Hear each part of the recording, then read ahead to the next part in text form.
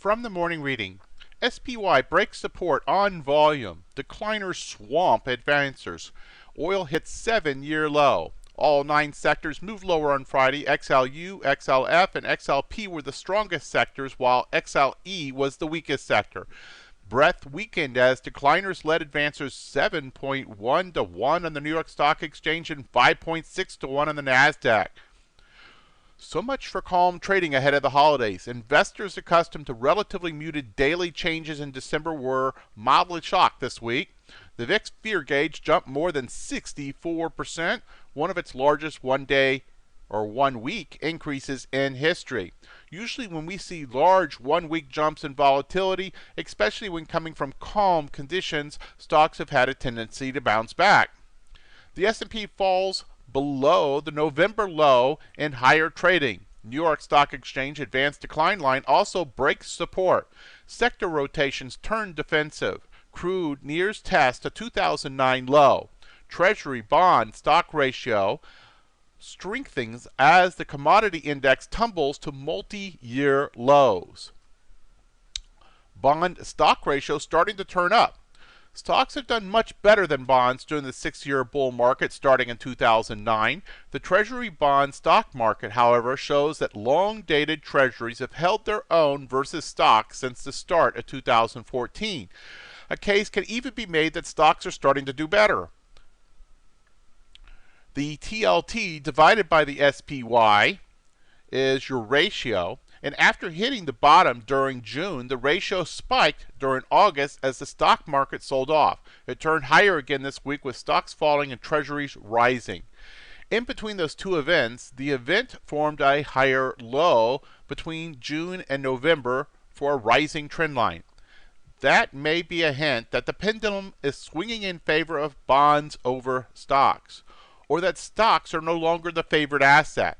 That may reflect growing fears of global deflation reflected in falling commodity prices. The bond stock ratio started rising mid-2014 when the CRB index peaked. The latest drop in the CRB to a 2-decade low may also account for a recent upturn in favor of Treasury bonds. Hello, this is Stephen Harris, a head trader from Falcon Global, where we model best practices for investors, traders, and day traders from entry to exit every trading day. In this daily video, I provide my opinion and insights of current market trends, market timing, volatility, and hedge risk levels for the upcoming day for the key U.S. financial markets. It is 6:55 a.m. Central Time, and I'm recording this in preparation for the market day of December the 14th, 2015.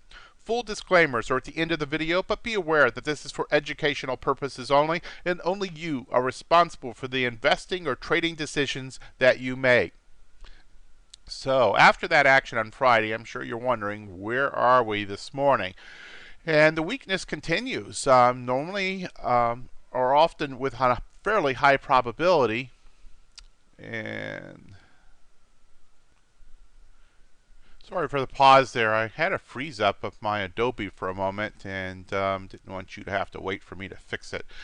But so the morning report, normally after a big down day, we have a fairly high probability overnight action bounce, and that did not happen on Sunday night into Monday morning. Right now we continue the weakness, which we'll see if it's not huge, but it's not insignificant. We're down about 6 points on the S&P futures, or about 1/3%. Russell's down marginally, about 0.15%. NASDAQ's down also about 1/3%, as is the Dow. Crude oil down huge. It's down about 2.5%. Bonds are about scratch, and euros about scratch, and gold is down about 0.2%.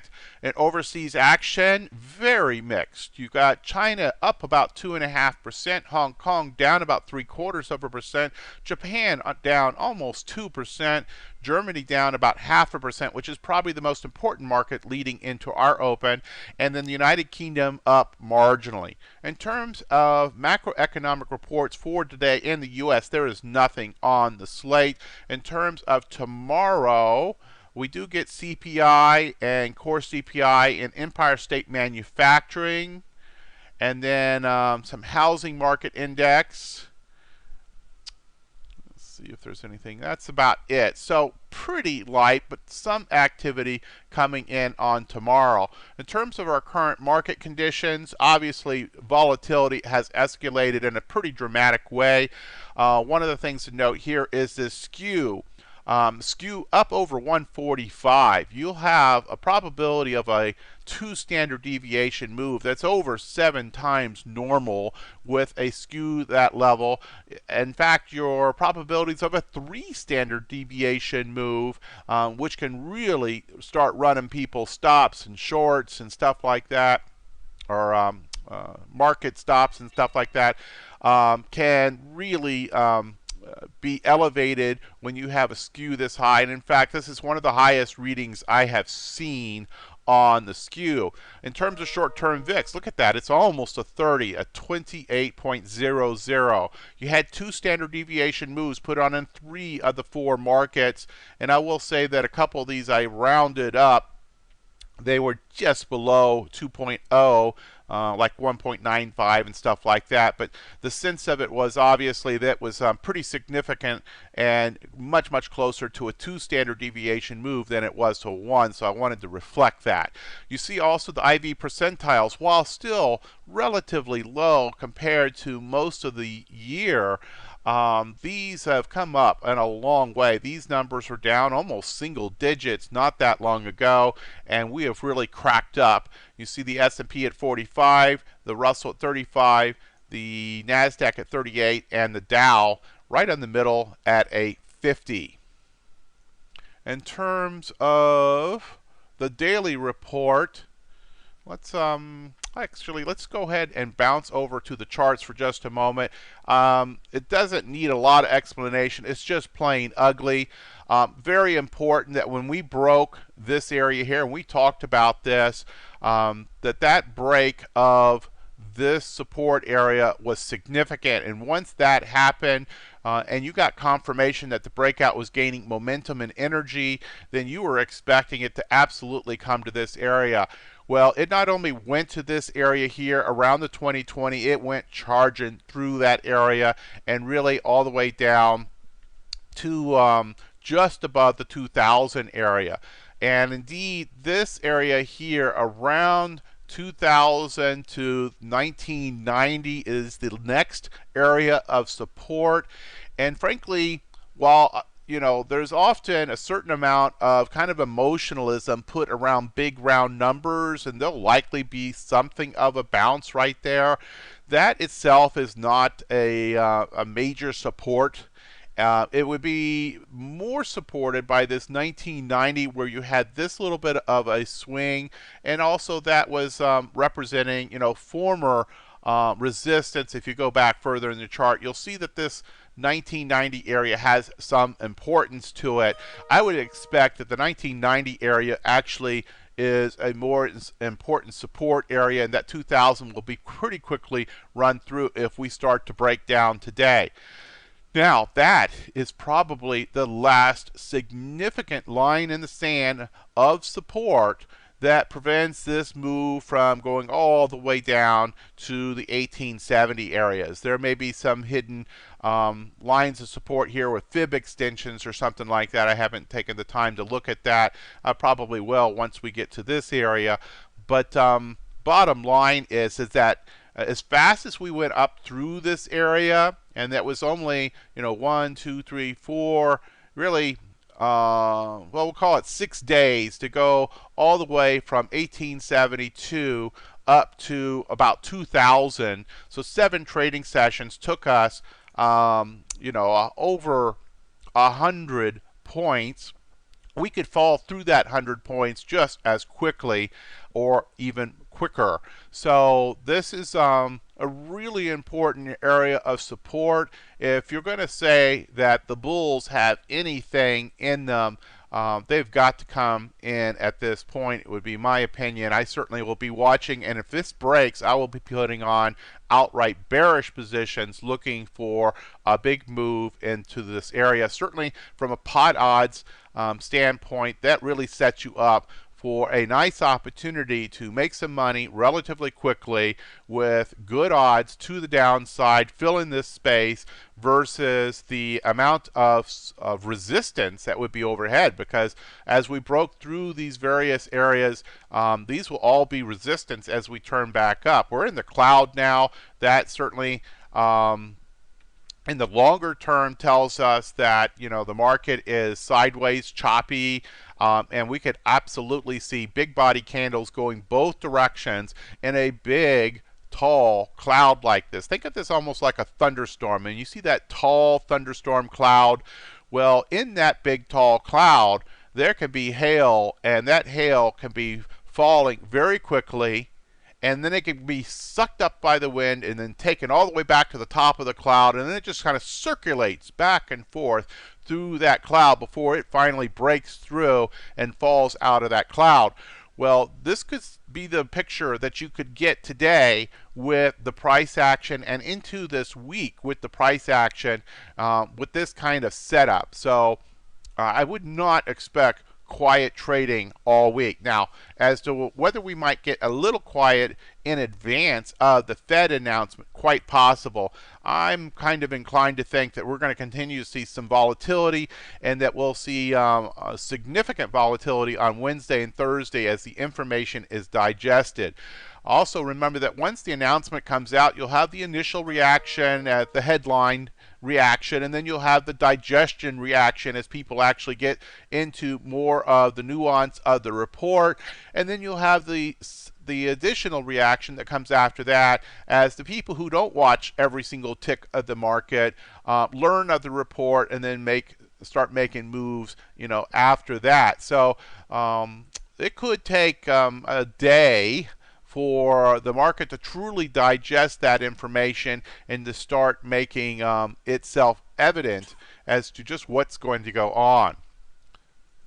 In terms of the Russell, we've been saying it's been relatively weaker, and you look at this pattern here. We had a lower low, a higher high, the dreaded kind of megaphone pattern. I dread it. I think it's a very difficult pattern to trade, and this would seem to be extending that pattern, but we clearly have a lower low. Now, we don't have a lower high yet. The last high was actually a higher high.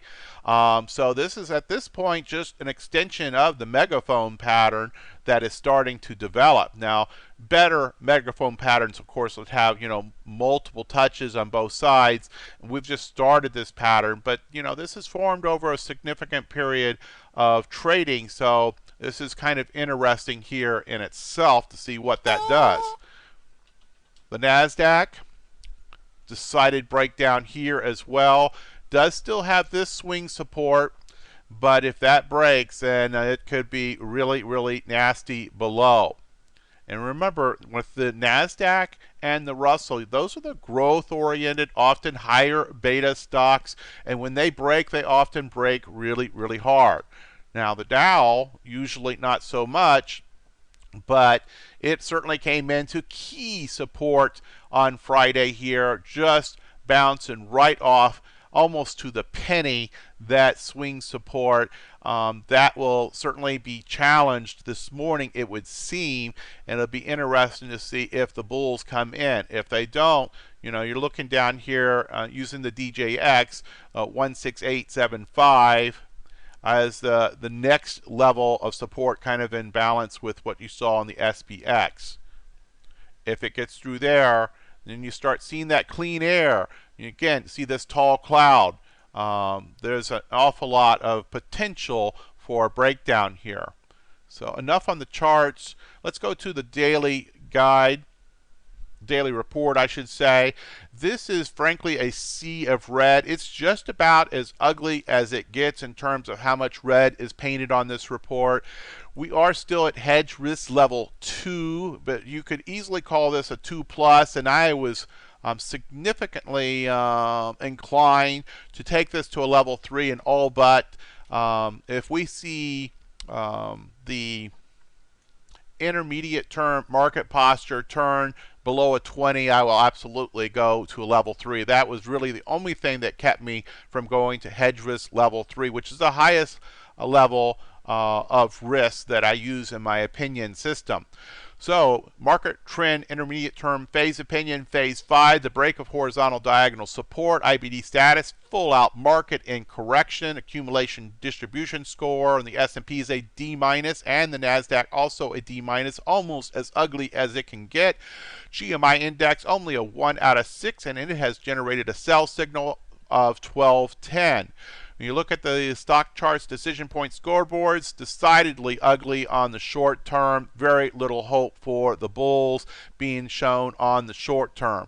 In terms of the intermediate term market posture, very bearish. And that sentiment line, which shows you sort of the power over the long term, when you have a rising sentiment line, then you expect that the bullish moves will be longer and more powerful than the bearish moves. Well, that turned flat on Friday, so it is not helping you bulls at all. In terms of position sizing opinions, the long side portfolio exposure has gone to a 0%. Active traders has dropped to a 50%. So reduced position size is certainly the call for the day. An intermediate term market posture, very bearish for the S&P, and this has dropped into a zone where we're starting to see, the potential of hitting 20, which would turn this into severely bearish. So this calls for no new short-term or intermediate-term bullish trades at this point. And indeed, it calls for quite the opposite. It calls for considering to start putting in bearish trades. And then if you go down below a 20, then you start putting on bearish trades with more size. Now, on the signals to the bearish side, one thing that must be said is that bear markets, or at least bearish corrections, we're not in a bear market yet, but bearish corrections can often be wickedly fast. So you have to be very quick to take your targets, and you have to be very quick to flatten your position when you see that the position is reversing. Look for re-entry signals, and if you find that the energy's run out for even for that day, be quick to take those profits, and then look for a bounce and then re-entry if you continue to find that the circumstances continue in that very bearish or even severely bearish condition. Some of the largest bullish moves in the market occur during bearish correction. So you could have a position that is a bearish position that looks outstanding, and then in nanoseconds turns very much the other way. Dow also very bearish, NASDAQ very bearish, but the least so. It just barely went under the 50 line.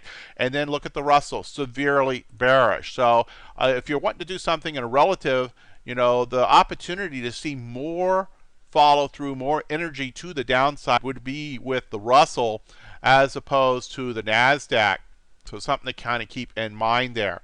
Hedge warning status, as I said, level 2. You really could make this a 2 plus, which is a red light. And that does not say that we are predicting a down move or a move of a certain distance, but it is saying that the risk conditions to the market, to the bull, are elevated, and you should be taking into account your core portfolio, your swing positions, your other positions should be reflecting, this kind of risk level in the market. And we talked one day last week about the various steps to take when we went to level 2 that you should be taking with your core market, and I'll send you back to that to refer to that. In terms of the volatility-based metrics, you see just about everything that can be read is red. Market in decline, sharp increase warning, VIX spike fired. You also, of course, had the VIX futures up over 18. A daily squeeze fired on Friday on the VIX. So this is to go short the market. You also have distribution day count here, very high NASDAQ at a, actually I didn't correct this, I think it's at a 10. Actually, when we go into market and correction, we stop counting and then reset the count. So basically just a distribution day count off the chart, as it were. VIX phase is increasing. The skew we said actually was above a 140 and represents about a 14 to 15% probability of a 2 standard deviation move. This current week's expected move very high. The SPX range that's being priced in by the market makers is over 60 points. Look at the New York Stock Exchange, new highs, new lows, 907 on the New York Stock Exchange on Friday against only 28 new highs. Intermarket risk aversion indicators, all 5 risk off. Fear and greed index, extreme fear, a 25. And in the special opinions, obviously, everything basically shut down for bullish trades. Option income trades for novice traders is off the table. It is not inside the acceptable window. Very, very aggressive traders, you'd recommend, of course, to take these various defensive measures, but probably best at this point to wait till after Wednesday's announcement to initiate any kind of new position. In terms of sector specific, you see the sea of red here in the short to intermediate term and into the long. It's just about as ugly as it can get. And you see the percent change for Friday. Utilities holding up the best, as you would expect, but even utilities falling. And at the extreme, you have energy, materials, consumer discretionary, financials, technology, all over 2% losses for the day. Also, it's important to say not just the day, but look at the 5-day, 1 month, and in the case of energy, across all time frames is negative. Relative rotation graph, only XSD, which is the semiconductor, and you notice it's essentially flat, though it is moving to the right. That is the only one that has what I would call a positive tail. So everything else is fading and falling. FDN, perhaps you could call as something of a relative neutral kind of hold, as it were, to use a term from the analyst community. Okay, I think that's enough for today. We've had a lot on our plate for today, but bottom line is that there's when you have higher risk conditions, you have to make decisions and you have to be ready. So hopefully you are doing that, and hopefully some of the information that we have provided you is helping you do that. And I would ask if you find this helpful to your trading, you like us on YouTube, subscribe to the channel, you retweet us to your Twitter followers, to your StockTwit followers. Direct commentary can be sent to support@falconglobaltraders.com. Went a bit long today, but obviously some important action going on in the market right now. We do try to keep this under 20 minutes, but greatly appreciate your feedback. And we'll see you back here, tomorrow before the market opens with the market preview. You have the disclaimers here. I'll put this as the last comment. And of course, hit the pause button if you need more time to see this. And then, of course, the full disclaimers can be found at this hyperlink. Good trading.